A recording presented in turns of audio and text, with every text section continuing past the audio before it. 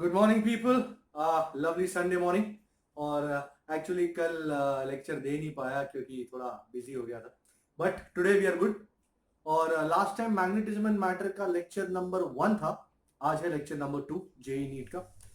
Last time basic ideas of a bar magnet, उसका torque, potential energy and बहुत सारी और नई नई चीजें हमने करी थी, force between two poles and stuff like that. Today we are going to look at Earth's magnetism. We are going to look at the types of magnetic materials. We are going to look at magnetization, magnetic intensity. और दो नई चीजें कराऊंगा. One is vibration magnetometer and the other is a tangent galvanometer. Those things were not included in the NCERT textbook. The first thing is Earth's magnetism. We love the Earth's magnetism as it is. Earth जो है has a magnetic field of its own. तभी तो कोई भी magnetic needle अपने आप को align करती है in the north-south direction. But the most important thing being here is that we know the Earth has some type of deposits inside its core, and the Earth is rotating, and इस rotation की वजह से magnetic moment develop होता है, and that is the reason why the Earth's magnetic field is existing. One of the better understood and better accepted theories. All right, despite all the theories. Now this we know is the geographic north, and this we know as the geographic south. And this imaginary plane, it is not a line of course, it's a plane that passes through the geographic north and the south poles, is called the geographic meridian. We have done all this in our earlier board lectures, regular lectures, but nonetheless. So this is the geographic meridian, it's a plane. Now we would basically assume that if the needle is vibrating in the Earth's magnetic field, it should come to align in the north-south direction in this geographic meridian. But to our surprise, we saw that the needle does not align in this direction, but it aligns a little in this way. So a little to the west actually. And this is the idea of the Earth's magnetic field. It is not this, it is this. So this would be a little creative liberty I have used to make this plane. This plane, which houses the Earth's magnetic field direction, is called the magnetic meridian. And so this would become the magnetic north, and this would become the magnetic south. All right. The angle between the geographic meridian and the magnetic meridian, you can call it theta, you can call it d, you can call it whatever you want to call it. That this angle is called declination. So the angle between geographic meridian and the magnetic meridian is angle of magnetic declination, denoted either as d or you can call it theta, whatever you want to call it. All right. Then we go to the next idea. We are going to see the angle of dip. So actually, there it requires a new diagram, of course, and we'll make a new diagram, no doubt. And so remember this, the magnetic needle will always come to align in the magnetic meridian. Please remember that. Whenever you leave a needle, it will tend to align along the magnetic meridian. Alright, now let's talk about dip. The smaller Earth. And we already know that there are deposits inside, and the deposits act in such a way that the magnet seems to be something like this. The magnetic deposits have their south pole here and their north pole here. So the field lines, they tend to come out like this from the north, and they tend to enter like this. Typical for a bar magnet, nothing new. If the magnet would have been like this, the magnetic field, you agree, would have been like this, and the magnetic field lines come out from the north and enter the south. All right, same everywhere. Bad diagram, bad curve. No problems with that. We can make good curves.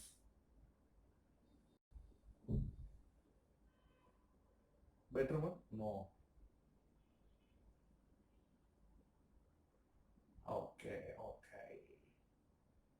So this is how the field lines work out. And ये तो सिर्फ एक बनाई है, मैं बहुत सारी और बना सकता हूँ और मैं बनाऊंगा भी.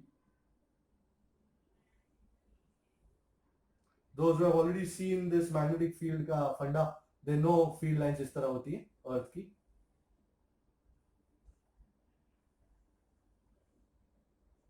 Alright, and so here they are like this, and यहाँ से निकलती हैं. So these are the field lines of the earth. Now, so whenever you place a needle, if it is free to move along the horizontal plane, this is the vertical plane actually, is the vertical plane, then it will align itself in the direction in which the earth magnetic field lines are going. So for example, if somebody were to be at the equator, he would see that the field lines are going above him horizontally. So if you put the dip needle there, the needle will be exactly horizontal. But if that guy were to stand on the poles, he would see that the field lines are coming like this. And as a result, if we would hold a magnetic needle, the magnetic needle would point vertical, straight. So at the poles, the needle will stand straight. It will point vertical, whether it be this pole or this pole.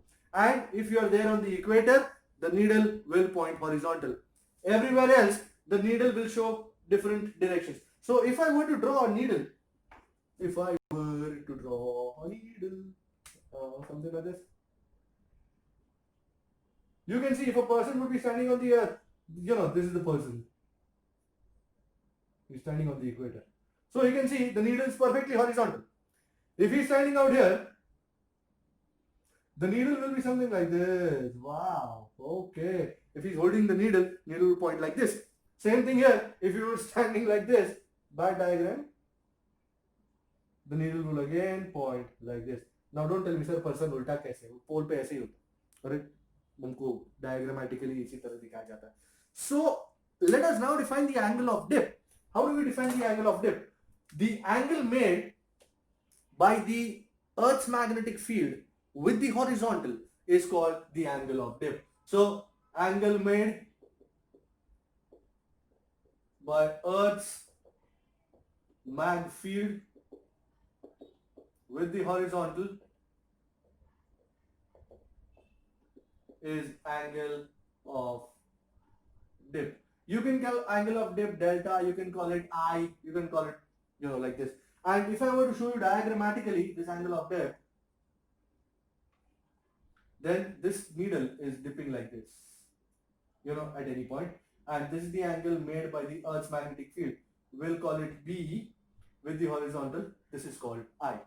And as you can see, I can have two components to this.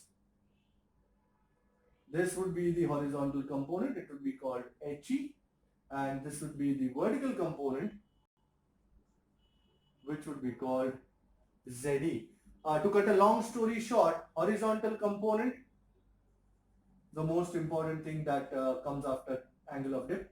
Horizontal component HE is BE cos I, using the idea of जिसके साथ theta उसके साथ cos, and vertical component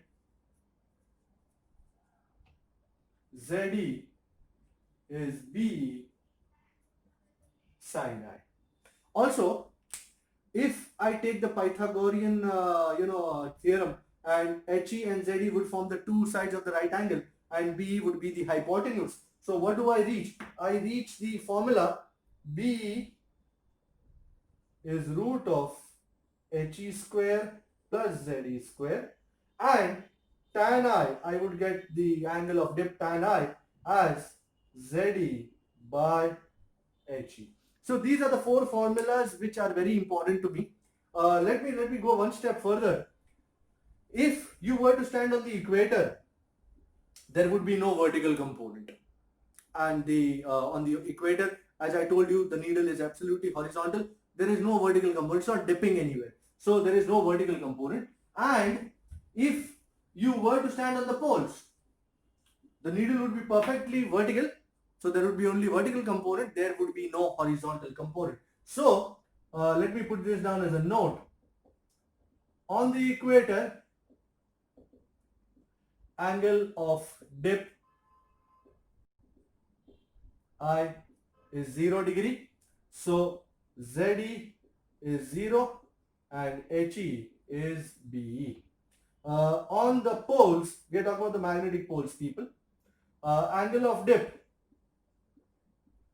I is 90, and what do you think would be the horizontal component? 0, of course. So HE is 0 and ZE is equal to BE. So this is the idea about dip on the equator and on the poles. Also, there is a small idea. If the magnetic latitude is lambda and angle of dip is I, then there is a relation between angle of dip and magnetic latitude. It says tan I is twice tan lambda. Or if angle lambda is small, I can be nearly equal to twice lambda. So these are some of the tips.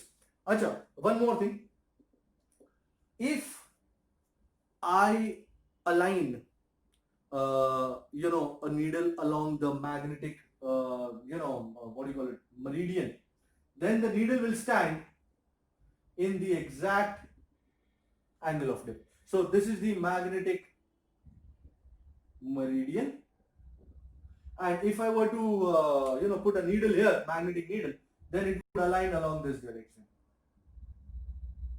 Okay, exactly along the angle of dip.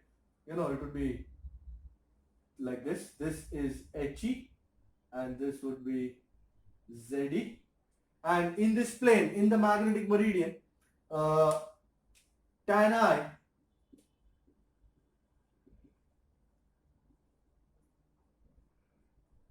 I is ZE by HE. We already know this.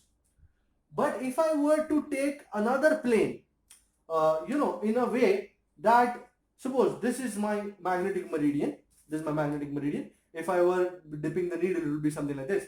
But if I take another plane, like this, same like this, but aligned at a certain angle theta, let us say, then you can see both will share the same vertical component, but their horizontal components will be different. So let me show you that new plane. Let me try my level best to show you a new plane. Let me take it like this. Like this. Yeah. So this is the new plane. And as I told you, the new plane is inclined at an angle theta. Now not theta, let us call it something else. Let's call it what? Let us say theta, yeah, whatever. Doesn't matter. So I'm sure you're understanding the geometry of this formula, of this figure. So my magnetic meridian is like this, and let me show you with a book. Yeah, these are two good books. So, as I said, this is the magnetic meridian. Alright, this is the magnetic meridian.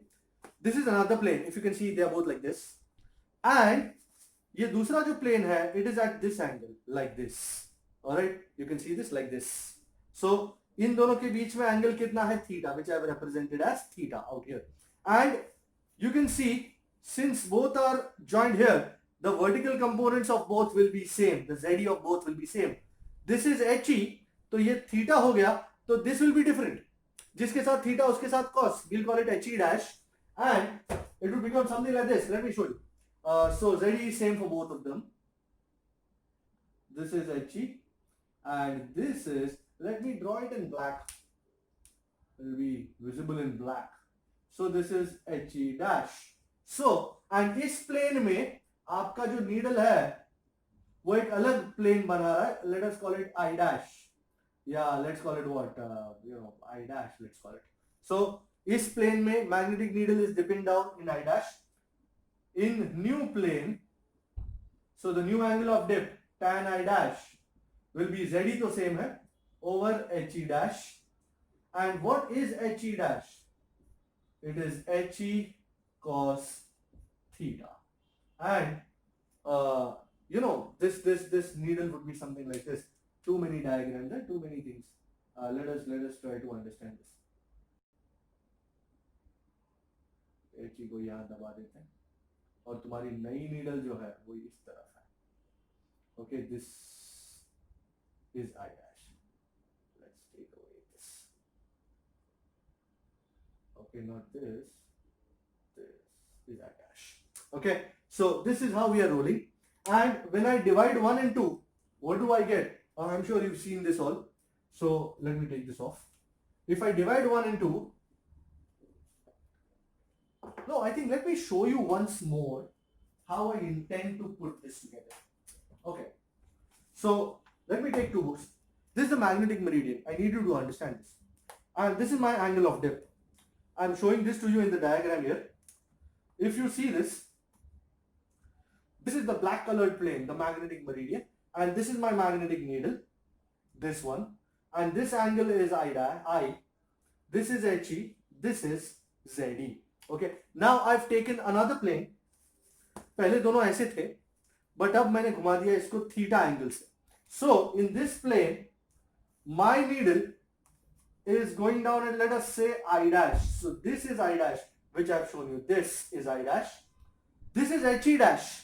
And this is ZE. I hope now it is clear to you. ये दो plane अलग-अलग हैं. Okay. So dividing 1 and 2. I'm showing this to you so that you can understand किस तरह treatment होती है. Tan I dash by tan I. What is tan I dash? ZE by HE cos theta. Divide by what is tan I? ZE by HE.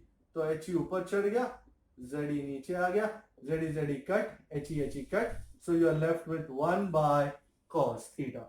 So tan I dash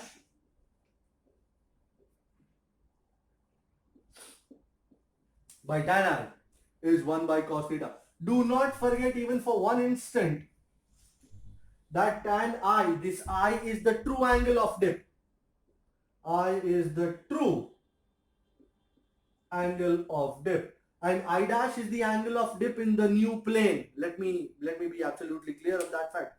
Utilizing this fact, I think we have an SP, a sample problem here with us. I think it's sample problem number 11, which says that, SP 11,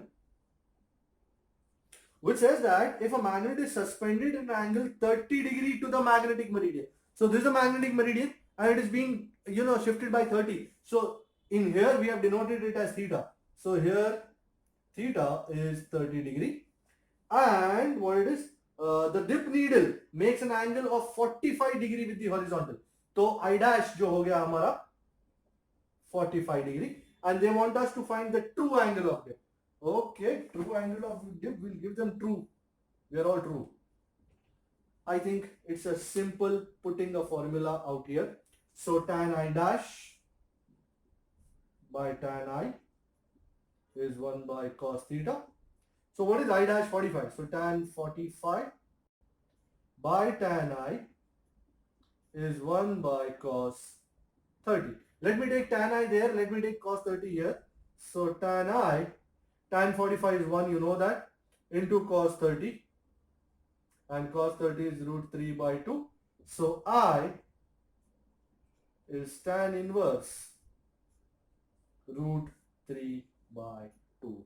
Alright, maybe the answer that is given in the book is wrong. The idea they've taken is wrong. So might as well change that. So this was the idea. Let's take up one more.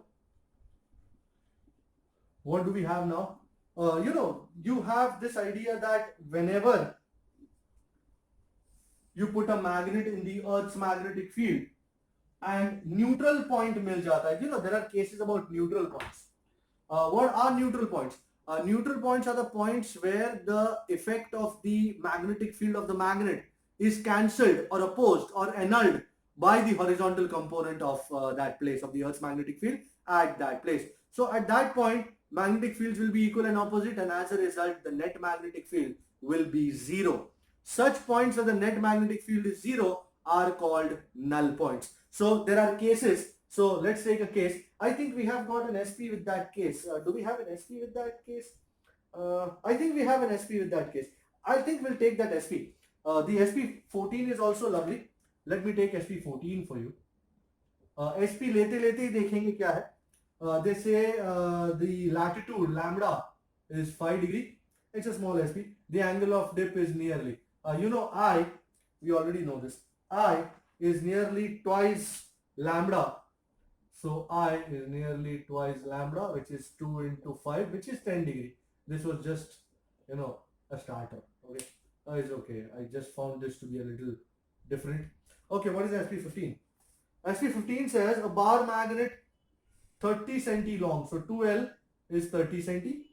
Is placed in the magnetic meridian with its north pole facing the south.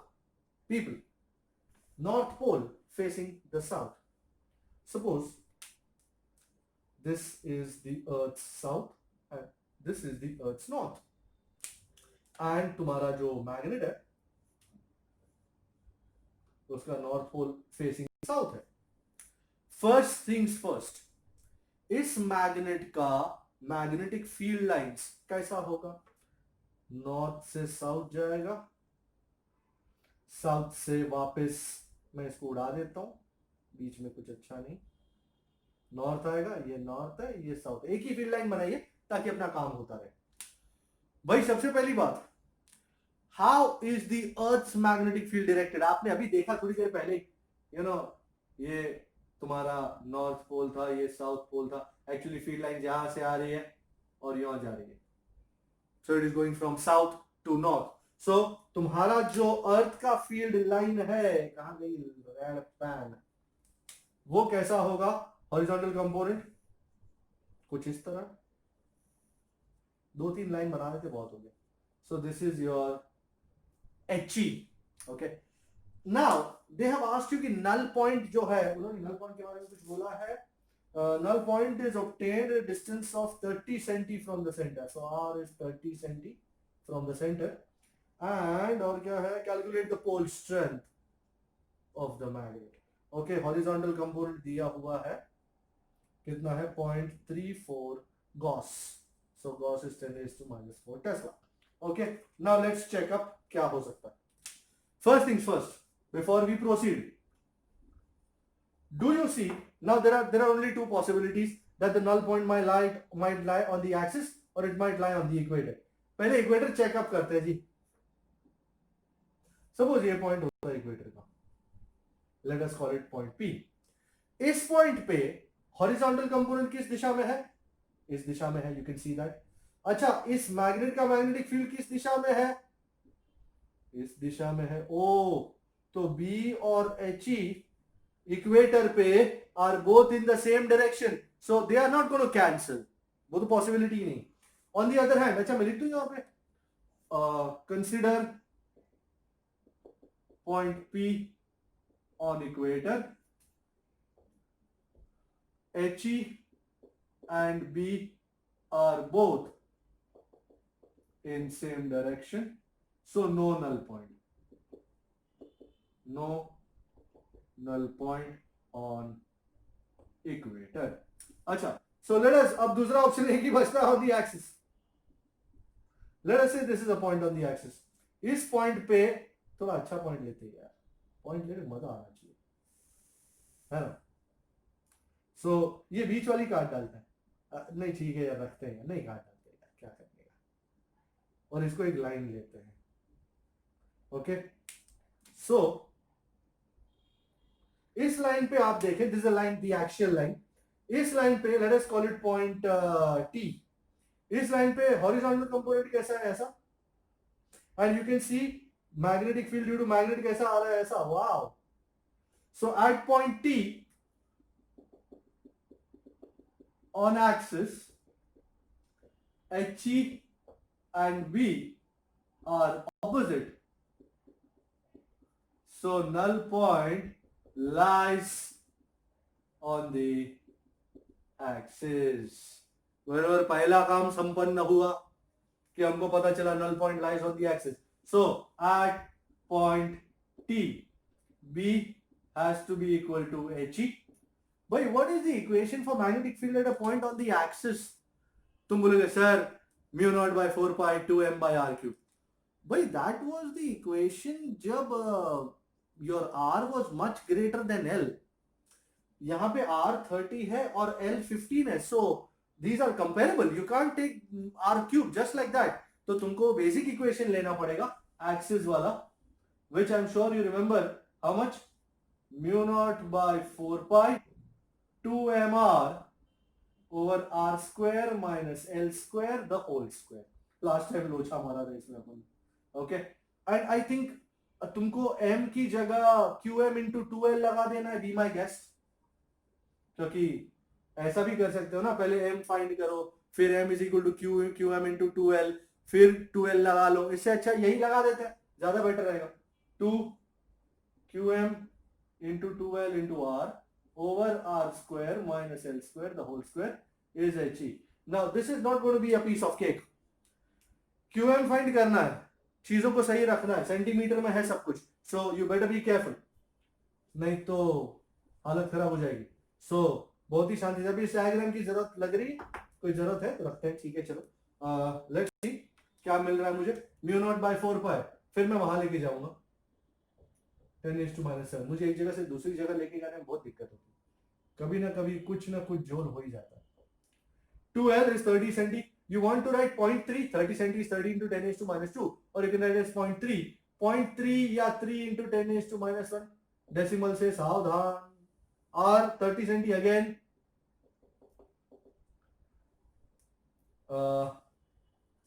r 30 cm मतलब 3 into 10⁻⁻1 का square minus l 15 cm. So you want me to write 15 या 1.5?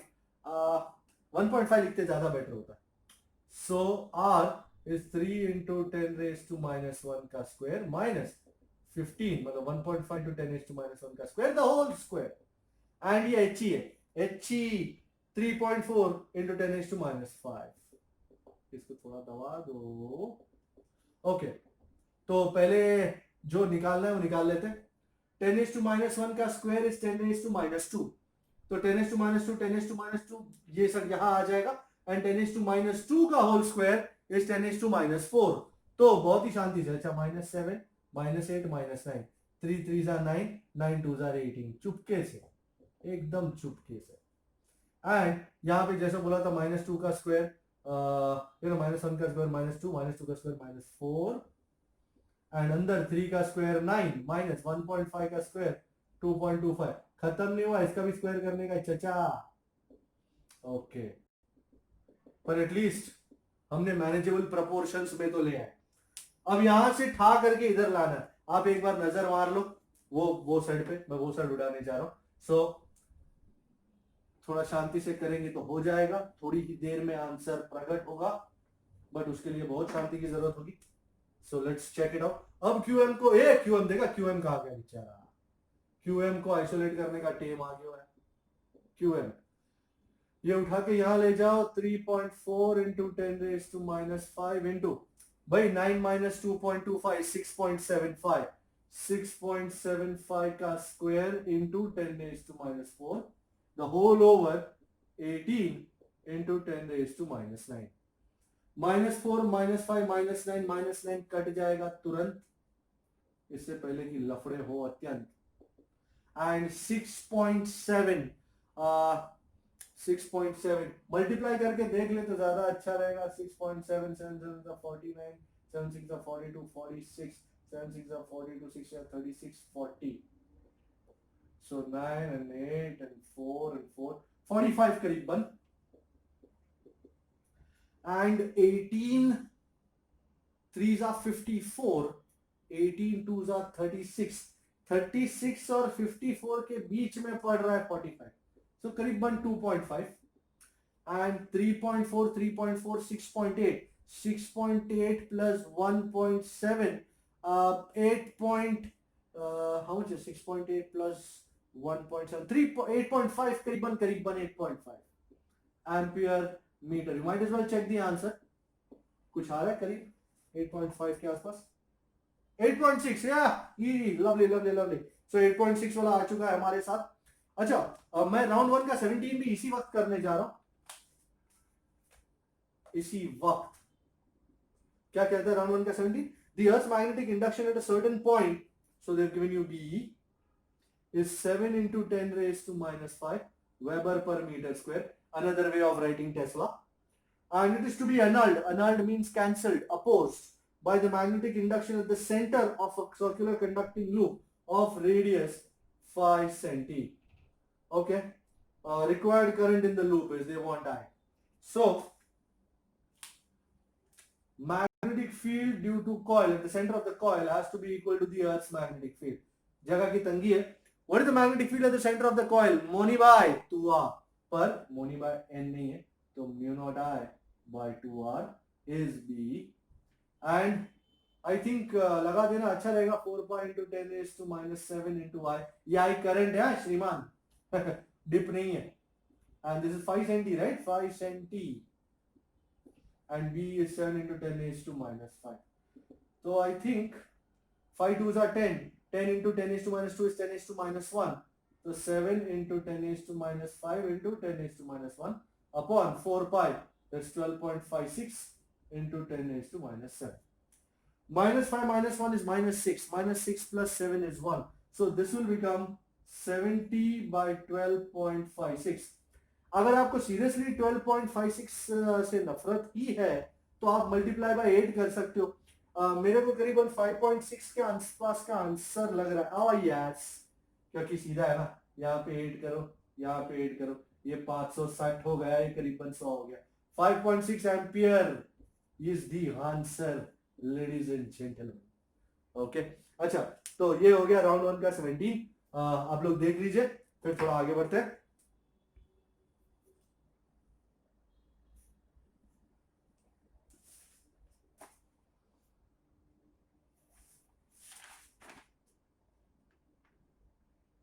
Round 2 का 11 अच्छा है, मुझे लगता है वो करना चाहिए इससे पहले कि हम इसमें से निकल जाएं. 11 हो गया, 14 हो गया, 15 हो गया, 17 हो गया. एंड आई थिंक राउंड 2 का 11 भी लगे हाथ तो कर ही देते हैं. And before I do round 2 का 11 मैं एक और चीज आपके साथ शेयर करना चाह रहा हूँ. I am bad at diagrams but I don't know मैं इसको किस तरह रिप्रेजेंट करूं. लाइव चीज होती है तो अपने इसको रिप्रेजेंट किया जा सकता है. Can solve any doubts that arise. But ये वीडियो में becomes difficult. Let me try my level best. Now अब तक 2 देखने. My God.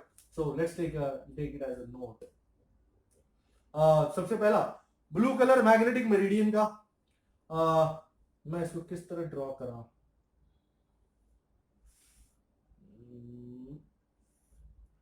Late me try my hand. ये तुम्हारा मैग्नेटिक मेरिडियन है. एंड आपकी जो ये एंगल ऑफ डिप है आपका. Okay, and the needle is in the angle of dip making an angle I. Alright, ये हॉरिजॉन्टल कंपोनेंट है, ये vertical component. You already know this. So let me write this here. In magnetic meridian मैं लिख देता हूं tan I is ZE by HE. पहला वाला फंडा. अभी एक नया प्लेन बना रहा हूं. किस में बनाऊं? लाल में बनाते. लाल मोहे रंग दो लाल. मुझे लगता है फिर मुझे इसको काट देना चाहिए. नहीं, किसको? ये डिप नीडल को. हाँ, आपने देख लिया ना मैग्नेटिक मेरिडियन में वो डिप एंगल आई बना रहा. ये एंगल आई था. ऑलराइट, और ये एच ही था, ये जेड ही था. You already no. तो आई थिंक ये हर बार मिक्स हो जाए, इससे अच्छा मैंने मैग्नेटिक मेरिडियन का आपको फंडा दिखा दिया. ओके, देख लिया आपने. अब ये प्लेन है जो मैग्नेटिक मेरिडियन के साथ कितना एंगल बना रही है. लेट अस से थीटा. ओके, लेट अस से थीटा एंगल बना रही है. अब इस प्लेन में late us call that A dash B dash. B dash है, C नहीं है. C dash D dash. Okay, A dash B dash C dash D dash. In this particular plane which is at an angle theta, do you agree इसमें ZE तो same ही होगा, बराबर ZE same ही होगा, and यहां ये HE है, यहां होगा HE dash, and HE dash would be HE cos theta. Okay, and तुम्हारी नीडल लेट अस से इस डायरेक्शन में रेस्ट पे आती है, and this angle is what do you call it, I1, let's call it I1. Okay, do you understand? वैसे वही diagram, ये ये ओरिजिनल मैग्नेटिक मेरिडियन है, इससे थीटा एंगल पे दूसरा प्लेन है, और उसमें ये डिप नीडल रेस्ट पे आई है at an angle I1, and ये H है, ये HE है, और ये HE dash. So in new plane, इसको लाल में लिखता हूं जैसा उसका कलर है, तो फिर इसको ब्लू में लिखना चाहिए था, bad decision. In plane A dash, B dash, C dash, D dash, tan I1 is ZE by HE dash, which is ZE by HE cos theta. Equation number 2. And अब तीसरा प्लेन, भाई तीसरा plane भारी होने वाला है साहब, अभी इसमें से इसको उड़ा देता हूं मैं, ये मैग्नेटिक नीडल को. ओके, तीसरा प्लेन कैसा बनाए भैया? अरे भैया छूटे लगान, इसको भी उड़ा देते हैं, बाद में लिखेंगे थीटा. अच्छा यार ये डायग्रामों का झोल. दूसरा प्लेन जो है वो कुछ ऐसा है. अच्छा बना.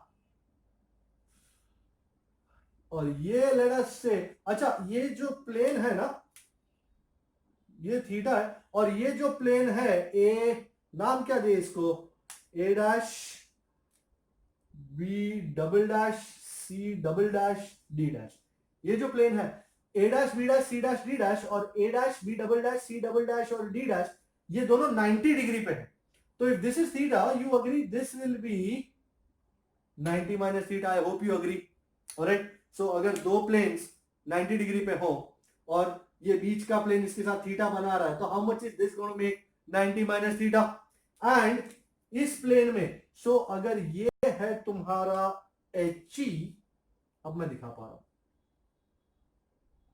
ये HE डैश है, तो let me call this will be HE double dash. And इस प्लेन में आपकी नीडल रेस्ट करेगी at an angle let us say I2. And वही फंडा वही, ये HE था, ये 90 माइनस थीटा है, तो HE dash is HE cos 90 minus theta, and cos 90 minus theta, I am sure you know, is sin theta. And so in plane A dash B double dash C double dash D dash, tan I2 is ZE by HE double dash, and that is ZE by HE cos 90 minus theta, which is ZE by HE sin theta. Okay, now it is as simple as it looks.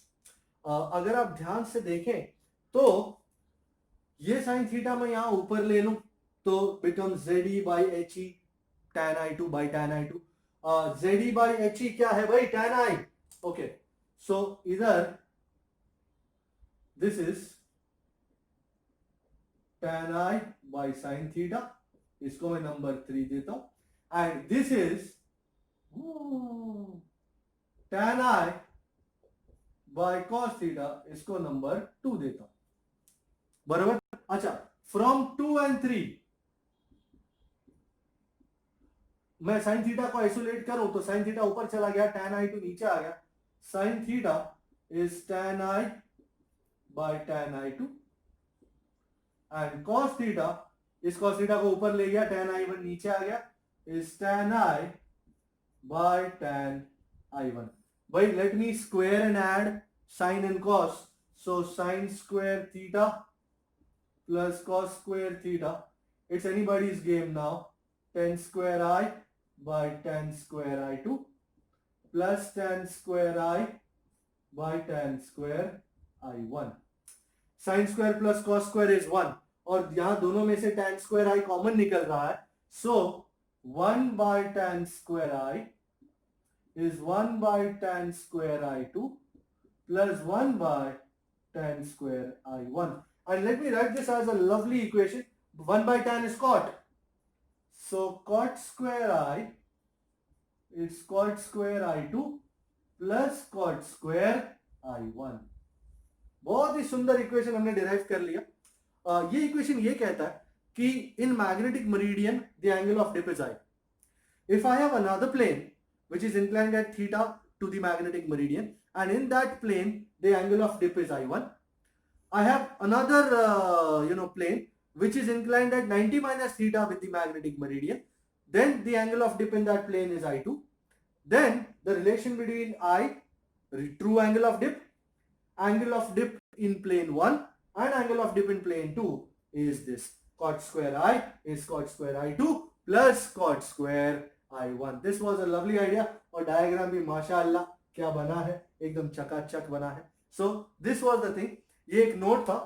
मैं जो करने जा रहा हूं वो है don नहीं, क्या है वो पता नहीं, देखें. Let us see. I forgot the number. Actually round 2 का कोई नंबर था. ये खत्म हो जाए फिर वाइब्रेशन मैग्नेटोमीटर भी देख लेते हैं. ओ शिट, पेन गिर जाती. इट वाज राउंड 2 का 11. यस 11. I hope इसमें डायग्राम ना हो जाए. If the plane of a dip circle is set in the geographic meridian, अच्छा, तो apparent dip is delta 1. Okay.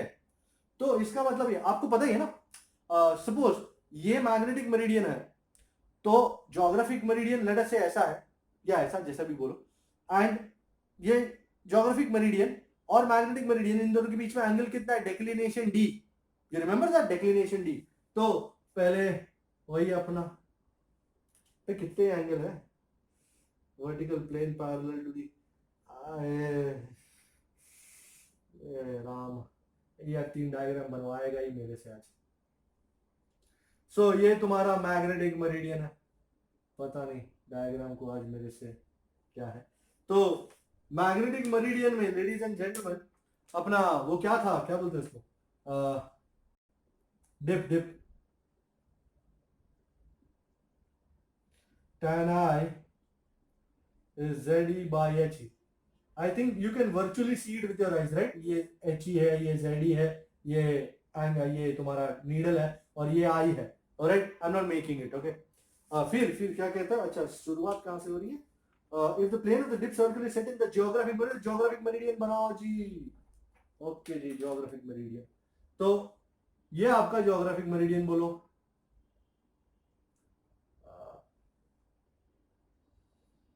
और याद रहे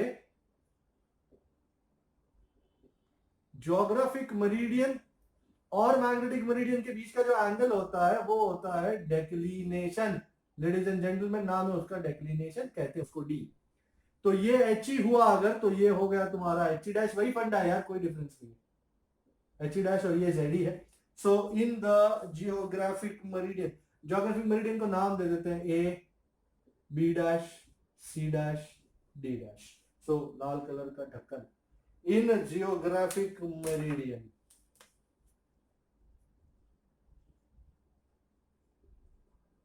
और ज्योग्राफिक मेरिडियन का नाम क्या दें हम, A, B dash, C dash, D. D D D जो तुम्हारा ABCD. इसको नामकरण में कंजूसी नहीं करने का बाबा. ओके, मैग्नेटिक मेरिडियन कौन सा था, ABCD.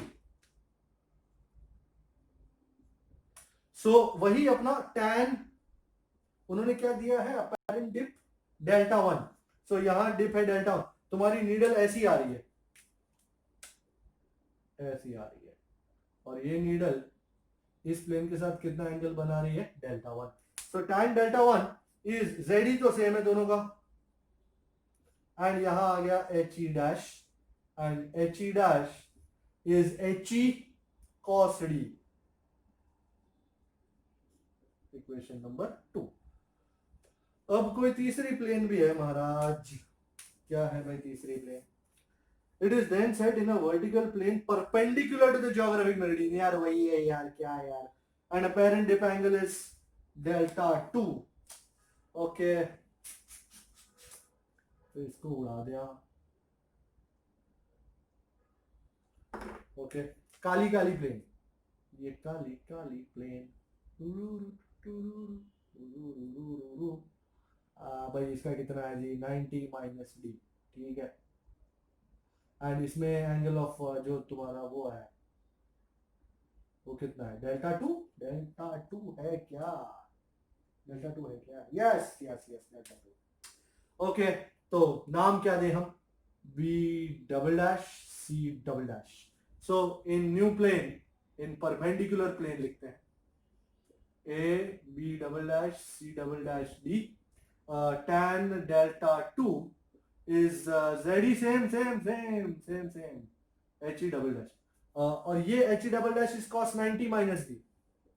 So ZE over A HE को लिखेंगे, अच्छा अच्छा, cos 90 minus D A D D D, हमने डी लिखा था क्या? हाँ, and cos 90 minus D sin D. Ladies and gentleman, sin D. अच्छा, मुझे क्या चाहिए? मुझे क्या चाहिए? मुझे डी चाहिए ना? मुझे क्या चाहिए? डेक्लिनेशन चाहिए लेडीज। इस बार उन्होंने कोई रिलेशन नहीं मांगा डेल्टा 1 आई और डेल्टा 2 में। उन्होंने सिर्फ हमसे मांगा है, क्या मांगा है? डी। तो यहां से from 2, do you agree cos D is ZE by HE। ZE by HE मतलब tan I by tan delta 1, and from 3 sin D ऊपर ले गया, ZE by HE tan I by tan delta 2। अब answer में कहीं भी I का जिक्र नहीं है, इसका मतलब मेरे को I को उड़ाने का है। तो I को उड़ाना है तो दोनों को डिवाइड कीजिए ना हुजूर। उनको tan आंसर में चाहिए, so dividing sin and cos, so dividing we get sin D by cos D is tan I by tan delta 2 over tan I by tan delta 1। और tan I चले गए, tan delta 1 चढ़ जाएगा जी ऊपर, and sin by cos is tan D। I think मेरा answer आ चुका है।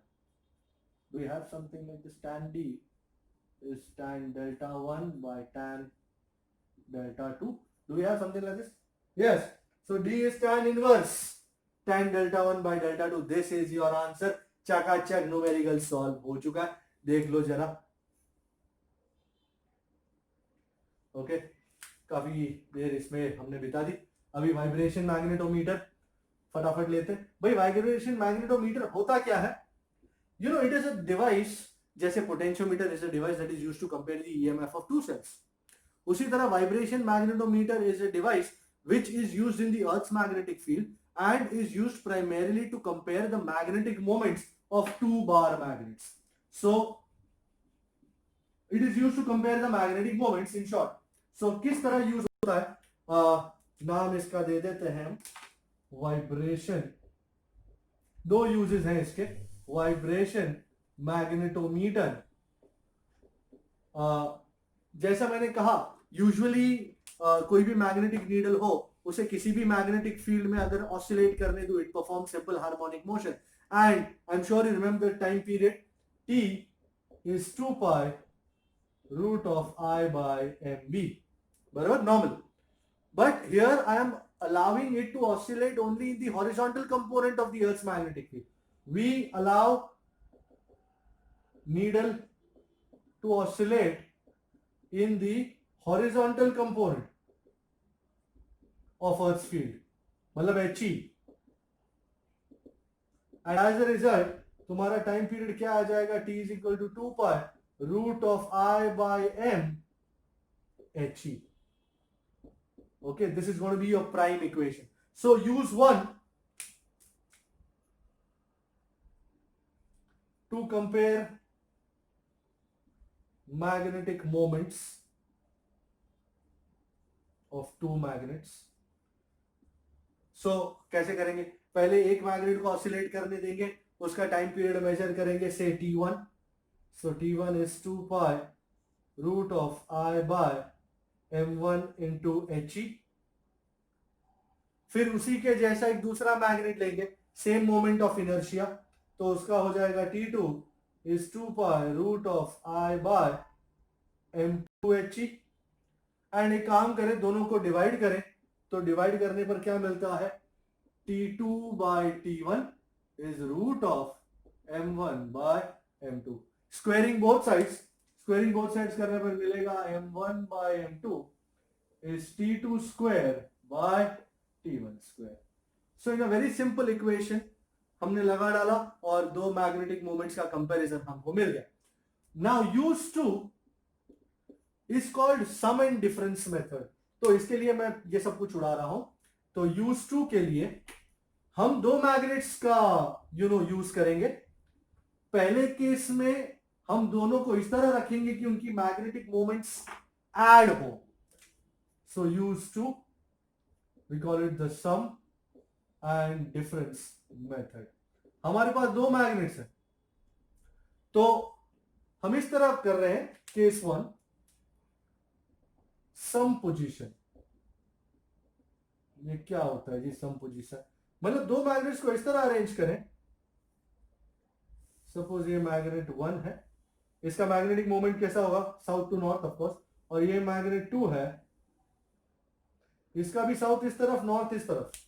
सो इसका मैग्नेटिक मोमेंट m1 इस तरफ, इसका भी मैग्नेटिक मोमेंट m2 इस तरफ। Don't you see they are both pointing in the same direction? So net magnetic moment ms is m1 minus m2. Total moment of inertia I is I1 plus I2। And फिर दूसरे case में अब इस case में time period कितना होगा oscillation का? So time period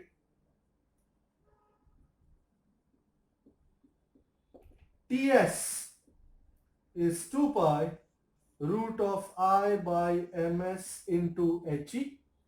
I कितना है? I1 plus I2।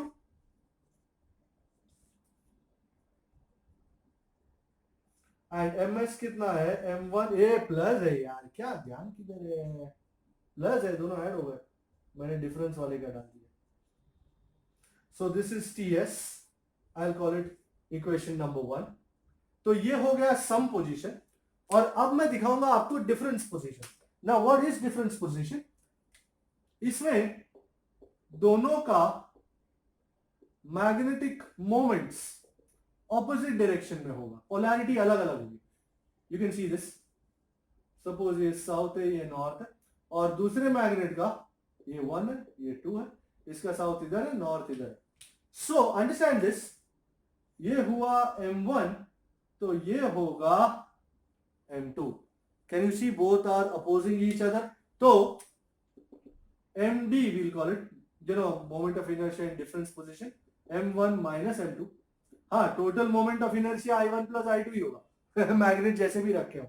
So time period during difference t is equal to 2 pi root of I कितना है? And this is 2 pi root of I1 plus I2 over m1 minus m2 into He। So this is equation number 1 for Ts. This is equation number 2 for Td. Dividing 1 and 2, we get Td by Ts is root of Td ऊपर है तो बाकी सब कुछ cut जाएगा, m1 plus m2 over m1 minus m2, or you can also write it as Td square by Ts square is m1 plus m2 over m1 minus m2। And अब बहुत ही आसान तरीके से what you can do is you can use componendo dividendo and finally आपको equation मिल जाएगा m1 by m2, ऊपर add करने का, नीचे माइनस करने का, same shit, td square plus ts square over td square minus ts square. एक equation जिससे हम रेशियो ऑफ मैग्नेटिक मोमेंट्स ले सकते हैं m1/m2 is TD square plus TS square over TD square minus TS square. आप देख रहे हैं 2 पाई I1 I2 HE 2 pi I1 plus I2 HE, वो दोनों केस में कट रहा है एंड ये फाइनल बच रहा है। आई थिंक इसको यूज करते हुए मुझे एक सम अचानक से याद आया है, आज फिर तुम पे सम आया है। नंबर क्या है सर जी बतावा? राउंड 1 का 32, यस राउंड 1 का 32। सो क्या कहता है तुमसे राउंड 1 का 32, इसी के वाइब्रेशन मैग्नेटोमीटर के आइडिया पे बेस्ड है। Two magnets held together in the earth's magnetic field with same polarity, same polarity मतलब same position, make 2 vibrations per minute. इस बार टाइम पीरियड नहीं दिया है, 2 वाइब्रेशंस पर मिनट। एंड जब पोलैरिटी अलग हो जाती है, डिफरेंस पोजीशन नूडी इज क्या गया 4 वाइब्रेशन, अरे 12 वाइब्रेशन देखते हैं, क्या लिखते हो आप, 4 vibrations per minute. Okay, the ratio of the magnetic moments is okay m1/m2 चाहिए सी। भाई सबसे पहले तो किस तरह वर्कआउट करेंगे, सबसे पहले किस तरह वर्कआउट करेंगे? सर यहाँ तो टीडी है, यहाँ नूएस और नूडी है, क्या कीजिएगा? अरे आपको नहीं पता, टीएस इज 1/नूएस, तो कितना टीएस कितना है, नूएस कितना है 1/12। एंड या फिर आपको ऐसा नहीं लगता कि मुझे TD स्क्वायर TS स्क्वायर की जगह 1 कर देना चाहिए and I should get rid of this? हम सीधा ही कर सकते हैं ना, एंड TD इज 1/नूडी, तो आपका ये इक्वेशन किस तरह बदल जाता है, इसमें नू में लाके दिखाता हूं आपको। सो नू एस स्क्वायर प्लस नू डी स्क्वायर ओवर नू एस स्क्वायर माइनस नू डी स्क्वायर। आपने देखा इस तरह वर्कआउट किया मैंने, टीडी बड़ा होता है, यहाँ टी नू एस बड़ा है क्योंकि उल्टे है ना दोनों। तो आई थिंक इस इक्वेशन में वैल्यूज डाल डूल के अब पता चला कि नहीं, टीडी की जगह 1/नूडी लगा दिया प्लस टीएस की जगह 1/नूएस लगा दिया, वापिस वही किया, नीचे नूएस स्क्वायर नूडी स्क्वायर दोनों कट जाएगा और इस तरह पूरा आ जाएगा आपका आंसर। आप करके देख सकते हैं, नूएस 12 का स्क्वायर प्लस नूडी 4 का स्क्वायर ओवर 12 का स्क्वायर माइनस 4 का square. Let's see what gets 144 plus 16 over 144 minus 16। 144 plus 16 is 160 over 144 minus 16 is like what, 128 is it? Yes, 128। अब काटा काटी में किसका वर्कआउट होता है? 32 वर्कआउट होगा, 32 5s are 160, yes, and 32 4s are 128, yes sir, 32 workout कर जाएगा। So answer is 5/4, m1/m2 is 5/4। Let us check, सही जवाब, कुछ पैसा नहीं मिलेगा, सही जवाब ही सही है बस। Okay, this what is. फिर टैंजेंट गैल्वानोमीटर की ओर कदम बढ़ाए, कदम बढ़ाए जा, खुशी के गीत गाए जा। टैंजेंट हमने लास्ट टाइम जो है मूविंग कॉइल गैल्वानोमीटर देखा था, ऑलराइट, जिसमें मूविंग कॉइल गैल्वानोमीटर में there was this coil and current pass होता है तो वो रोटेट करती है and so on and so forth, spring wing लगाई थी एंड स्टफ। यहां पे this is a tangent galvanometer. Sir क्या है ये टैंजेंट गैल्वानोमीटर? दो चीजें, मैं डायग्राम तो बना नहीं पाऊंगा, let's not get carried away. एक कॉइल होता है like this, place like this, and it carries current, and इस करंट का मैग्नेटिक फील्ड का डायरेक्शन क्या होगा? इस तरफ, अग्रीएबल, इस तरफ करंट कैरी कर रहा है, इस तरफ होगा। एंड ये कॉइल के बीच में बड़ा सा कॉइल होता है, इसके बीच में ये लगाया हुआ है magnetic needle. You can see the diagram in your text book. ये मैग्नेटिक नीडल है। This magnetic needle will come to rest. Now there are two magnetic fields. One is the magnetic field due to coil and the other is the magnetic field due to earth, the horizontal component due to earth. और इन दोनों के बीच में, इन दोनों fields के action में ये needle एक पॉइंट पे आके एट रेस्ट हो जाएगी। Let me show you the diagram. Diagram में मजा आता है। So this is the magnetic field due to the coil, B due to the coil, and this is the Earth's magnetic field, the horizontal component, He. And needle कहीं इधर तो भी rest में आ जाएगी. You want to show the arrow, you can show the arrow, no problem. And let us call this as phi. Of course, this will be 90 minus phi. Alright, so this is the deflection of the needle. Now, understand this. अगर ये at rest आ रहा है, इसका मतलब the torque on the needle due to the Earth's horizontal component is equal and opposite to the torque on the needle due to the coil. Let me write here needle. Noodle नहीं needle. Okay, magnetic needle. So, बहुत ही important फंडा. Torque on needle due to He is equal and opposite to the torque on needle due to coil, magnetic field of the coil. So how much is the torque? Tau bar is m bar cross b bar, right? So m He sin phi is m b coil, you don't call it bc, sin 90 minus phi. m bar cross b bar का फंडा m b sin theta. m cut जाएगा, अपने को उसमें कोई interest नहीं है. He sin phi. Hey, do you know what is the magnetic field at the center of the coil? Monibai 2r. Okay. And sin 90 minus phi as usual is cos phi. ये sin phi को यहीं रहने देता हूँ, cos phi नीचे उतार देता हूँ. So sin by cos is going to be tan phi. And यहाँ क्या बचा? मोनी बाई 2r तो है ही, और यहाँ क्या आ गया? He. So मैं I को आइसोलेट करना चाह रहा हूं यहाँ पे. So my equation, मैं I को यहाँ पे इंडिविजुअल अलग करता हूँ, बाकी सबको यहाँ उठा लेता हूँ.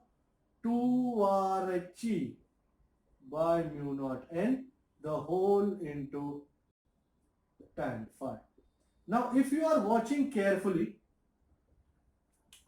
you will see that all the terms inside the bracket, जैसे radius है, horizontal component of the Earth's magnetic field है, number of terms है, they are all constant. So here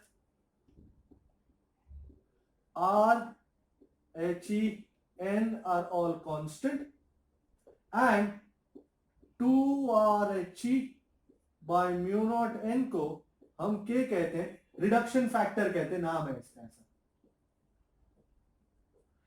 ये याद रखना, ये जरूरी चीज है. सो ये पूरा कांस्टेंट हो गया. सो I proportional to tan phi. In a moving coil galvanometer, I was proportional to phi. Current was proportional to deflection. Here current is directly proportional to the tan of the deflection.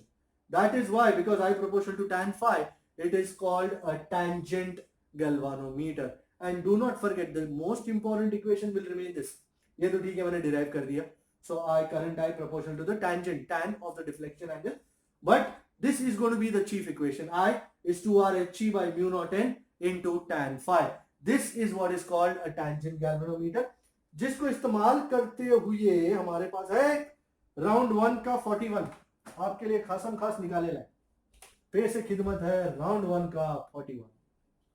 आ रहा है गर्मा गर्म आपके table पे इन 1 minute.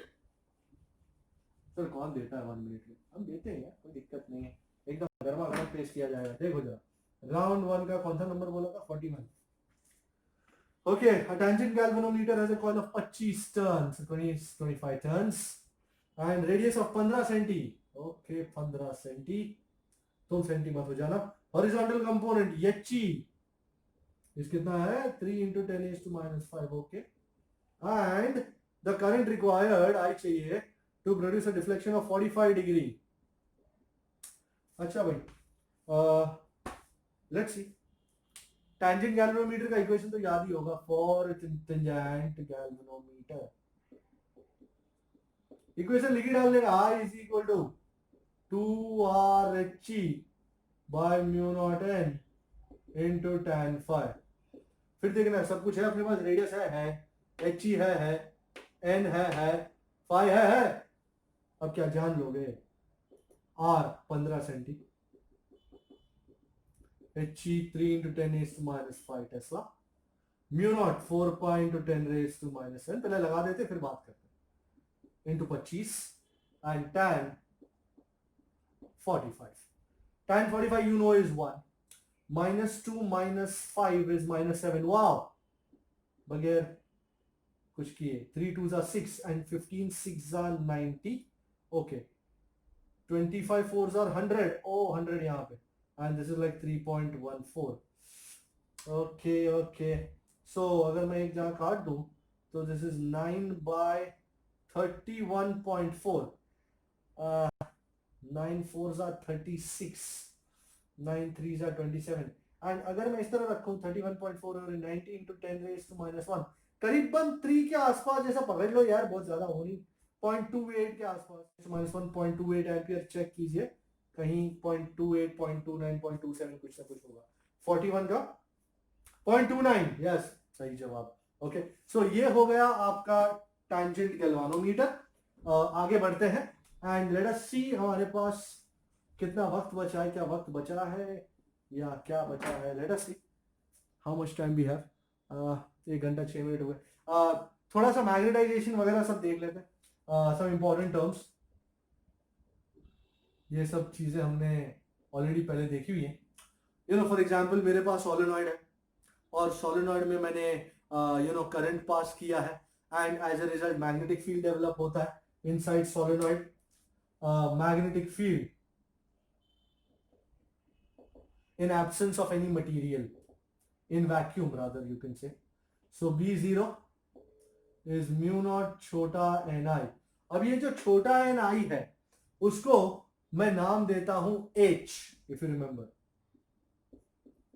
here छोटा n into I, the number of turns into current, number of turns per unit length into current is called h, which is known as magnetic intensity, and number of turns per unit length into current, so current per unit length, SI unit of H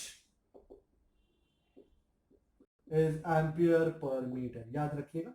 so ये B0 is mu 0 into H। अब हम कुछ material डालते हैं, when some material, magnetic material or something like that is introduced in the solenoid, फिर उसके भी dipole moments align हो जाएंगे in the direction, we are assuming that aligning in the direction of the magnetic field, magnetic moment induce हो जाएगा, so magnetic moment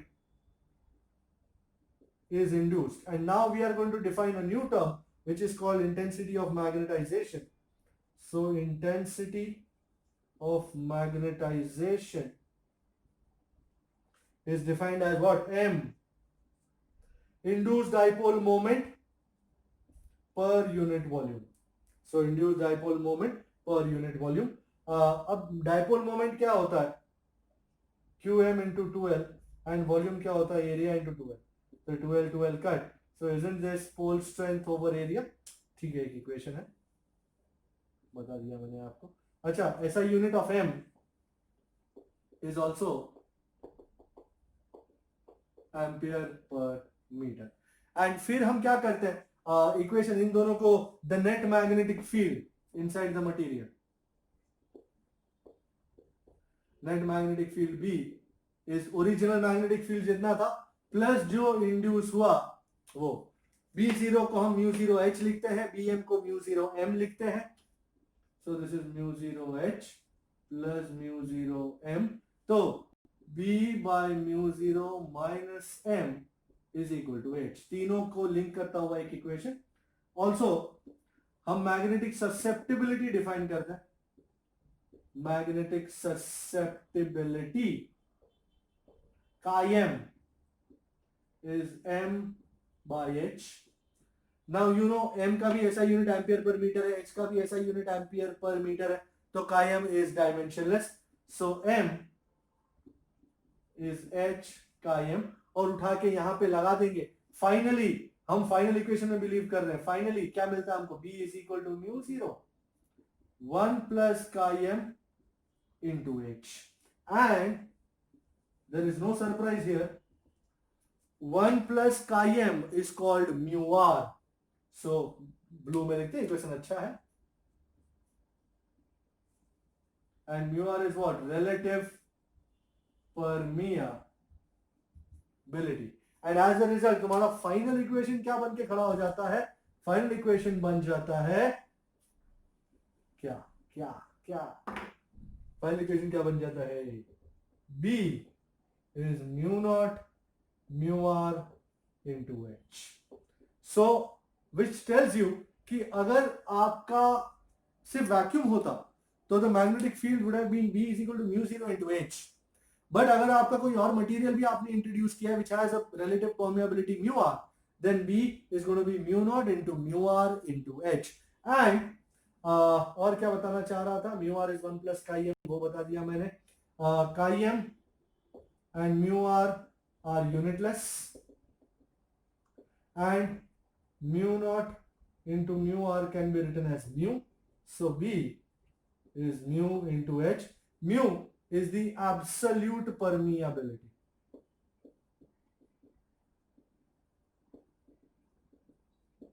Of the material.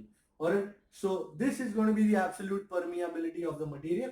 And इस तरह चीजों को करते हुए हम इस इक्वेशन पे, फाइनल इक्वेशन पे पहुंचते हैं. क्या इसके साथ रिलेटेड कोई हमारे पास न्यूमेरिकल्स है जिसको हम कर सकते हैं? Let's see. पैरामैग्नेटिक मटेरियल का है स्पेस. हाँ, ये 27 कर सकते हैं. 27 करेंगे. फिर और कुछ करने लायक है क्या? पैरामैग्नेटिक मटेरियल है यहाँ पे. टैंजेंट गैल्वेनोमीटर हो गया. ये कर सकते हैं 19 एंड 55 भी कर सकते हैं. Okay, let's do them. मैं पैरामैग्नेटिक, डायामैग्नेटिक, फेरोमैग्नेटिक मटेरियल्स को थियोरेटिकल फंडा है तो जस्ट एक ब्रीफ ब्रश अप देके उसको खत्म करेंगे. सो इससे पहले कि डाया, पैरा, फेरो कुछ करें, let us just look at whatever we did here. जो हमारा नंबर था वो ये नंबर था कि यस, राउंड 1 का 27. एंड क्या कहता है राउंड 1 का 27? The space inside a toroid is filled with tungsten having susceptibility chi m is 6.8 into 10 raised to minus 5. What do you want? The percentage increase in the magnetic field. So percentage increase in magnetic field वो चाहिए. Okay, सबसे पहले जब material नहीं डाला था, in absence of material, तो magnetic field कितना था inside toroid? Let's call it B0. Material यहाँ तो B0 होता ना. Can I write it as simply mu 0 into H? Okay. And in presence of material, in presence of क्या है? ये टंगस्टन था क्या? In presence of tungsten, magnetic field inside toroid, B कहते हैं इसको, mu naught mu r into H. Let's divide both of them क्योंकि percentage change चाहिए. तो B by B0 is mu naught mu r H over mu naught H. Oh wow, आओ जो. So this is mu r. Okay. So what are you left with? So B is mu r into B0. ये chief equation है. And percentage increase, very much like percentage profit, percentage loss. Isn't it new magnetic field minus old magnetic field by old magnetic field? So B minus B0 by B0 into 100 percentage. B कितना है? mu r B0 minus B0 by B0. Cut a long story short, भाई B0 को घर जाना है. B0 को घर भेजो. mu r minus 1. Hey, mu r, isn't it 1 plus chi m? 1 plus chi m minus 1 into 100. Okay, so 1 minus 1 is gone. So this is chi m into 100. Chi m, 6.8 into 10 raised to minus 5. Into 100, that is 6.8 into 10 raised to minus 3%, and tick tick tick 0.0068 percent should be your answer. Is it your answer? Oh yes, it is your answer. 0.0068%. Yes, we are good. हम वो कायम वाला नहीं कर पाए नहीं. Okay, वो दूसरा वाला. ओके, तो अब कौन सा करना है हमको? आई थिंक 19 नंबर कर देना. नहीं, 19 नंबर नहीं करना, पहले 55 कर देना. 55 कर देंगे. राउंड 2 का 55. डाया पैरा फेरो को मैं फिलहाल I'll give it a skip क्योंकि time is not permitting us to do that. So dia para ferro, let us see, अगर मौका मिलेगा तो डाया पैरा फेरो कर लेंगे. राउंड 2 का 55 डिड आई सी? यस. क्या कहता है? A thin bar magnet of length 2L. Okay, this is thin bar magnet, length 2L. That is the distance between the north and the south poles. Okay, is bent at the midpoint so that the angle between them is 60 degrees. Oh, very new. You're older.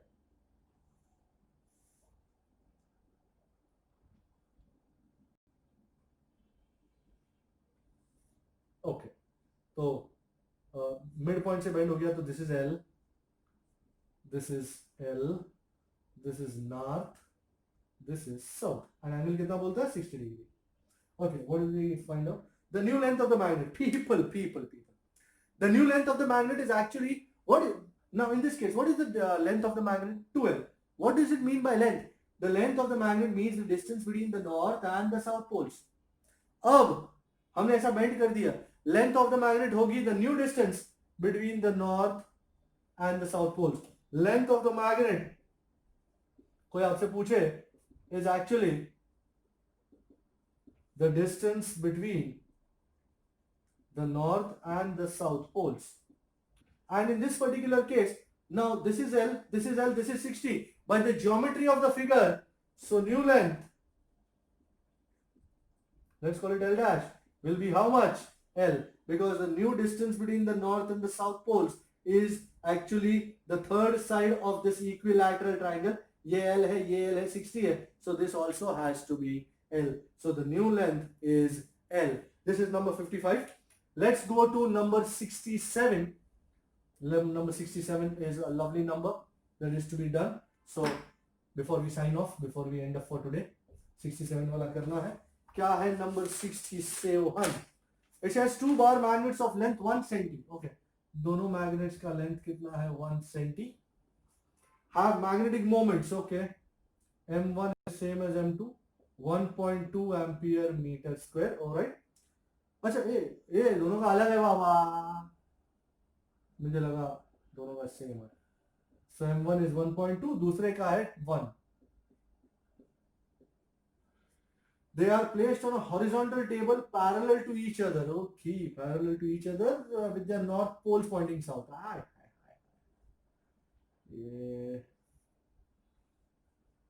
ये north pole pointing south और दोनों parallel. They have a common equator and are separated by distance of 20 cm. Oh, righty boy. दोनों इसी तरह है, north south, और ये distance जो है ये दोनों के बीच में is 20 cm. Okay. The value of the resultant horizontal magnetic induction at the midpoint of the line joining the centers is midpoint of the line. ये रहा midpoint. Let's call it P. ये 10 cm है. And HE दिया हुआ है 3.6 into 10 raised to minus 5 Tesla. And as I said, you need to find the magnetic field at point P. Look at the diagram first. सबसे पहली बात, अब इन दोनों का मैग्नेटिक फील्ड, अरे तुम्हारा हॉरिजॉन्टल कंपोनेंट कैसा होगा? From south to north. So point P पे तुम्हारा हॉरिजॉन्टल कंपोनेंट किस तरफ? इस तरफ. ये डायग्राम में इतने सब चीजों को हटाओ. और तुम्हारा ये मैग्नेटिक फील्ड का मैग्नेटिक फील्ड लाइन कैसे जाएगा? North to south. मतलब इस पॉइंट पे मैग्नेटिक फील्ड इसकी वजह से, let's call this 1, let's call this 2, इस तरफ होगा, और इसका भी नॉर्थ टू साउथ. लवली. तो इसका भी इसी तरफ होगा. My goodness, can you see that? B1 भी इसी डायरेक्शन में, HE भी इस डायरेक्शन में, B2 भी इस डायरेक्शन में. सो the net field, the net magnetic field at point P is B is equal to B1 plus B2 plus He. Do you notice P is lying a Trishul jaisa ban raha hai?